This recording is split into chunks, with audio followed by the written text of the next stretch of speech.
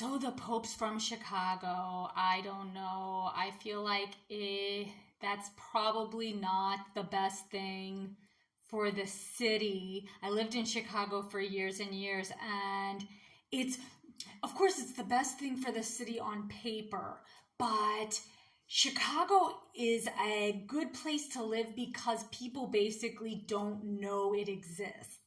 Like they know it exists, but its reputation is so bad that the only reason anyone visits there is a business trip or if they have some kind of interest or some hobby that requires they go there and they risk what they think is going to their death. So it has such a bad reputation. It kind of scares away like the fair weather tourists, the people who are just there because they heard somebody say something good or they saw a bunch of Instagrams about it, which makes it like a good place. So with the Pope being from there, I'm like, oh, now they're going to have like official things. And I mean, I've lived in other places, and Chicago is the most friendly big city in the US, but it's also like the do-it-yourself city. Like half of the city believes that they are, Al Capone or John Dillinger, and the other half deputizes themselves and plays Elliot Ness. Like, the cops are basically not all that interested in what's going on most of the time. Don't get me wrong, I'm not even going to hate on them. There was many times after I was done bartending where the cops would see me and the group of bartenders and they would drive us to go get burritos if it was really late, which was very cool of them.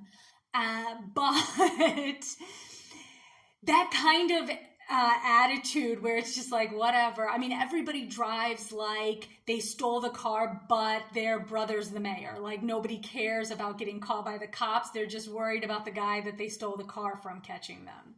That's what kind of place it is. So, and it's good for that. I mean, New Orleans used to be so much fun before Katrina happened, and then all of these people with good intentions moved there and they shamed all the locals for being lazy. But it used to be such a good time. Like, you could go on Bourbon Street and you would have like 300-pound people dancing and you could steal a car and the cop would just be like, well, who did you steal it from? It was really a Wild West.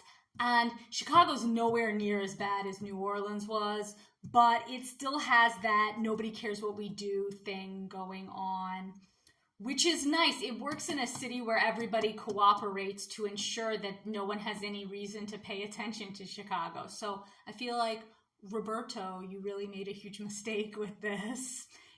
I don't know. I guess if you have a higher calling, I'm happy I'm not Catholic. I'm like a little bit stricter than Unitarian. I don't know, like I grew up in a church, I guess it was close to Unitarian, but it was more old people than Unitarian. I think that's the difference. But this church was like, well, just be good, and that's pretty much the only rule that you have to follow. So use your guidance. But Catholicism has a lot of traditions and things to remember and consequences in the afterlife. The flexitarian religion that I was a part of wasn't really convinced on the whole hell thing. They thought like maybe it will happen, but probably not. It didn't sound like something God would do. So I know it's a little nuts to say it out loud and say they don't believe in hell. It's not that they don't believe in it. They just aren't entirely convinced with that. That might not really be true. So, but in the meantime, perhaps, I don't know. Well, luckily he's also from Peru, so all the attention can go to Peru and stay out of Chicago. All the officials and tourists go to Peru. Don't go to Chicago. You don't want to go there. It's dangerous. So I thought I would read a poem. Speaking of danger, I thought I would read a poem called Trajectory. Life is an arrow, taut in the bowstring of an anxious archer that blinks, sweat, and squints to measure if the tiny red dot has grown legs and wandered, and the distance paced becomes light years, as orbital petals bloom multitudes, and blurry spirals hypnotize till there is only one eye to see and one eye to blink, and numb fingertips rub to maintain firm grip on a thin reed.